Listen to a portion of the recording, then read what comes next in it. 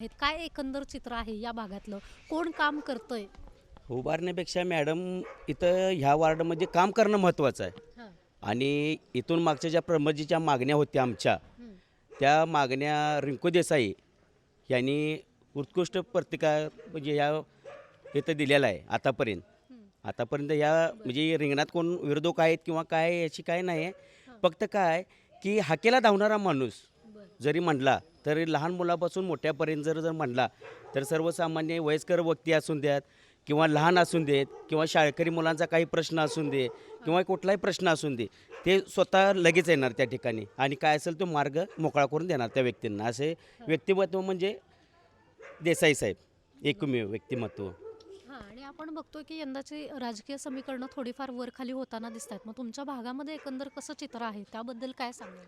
आता जरी चित्र जर म्हटला तरी कामाचा दृष्टिकोन माणूस धरणार या ठिकाणी. कामाचा माणूस जरी म्हटला तर रिंकू देसाई एकमेव माणूस म्हणजे काम करणार.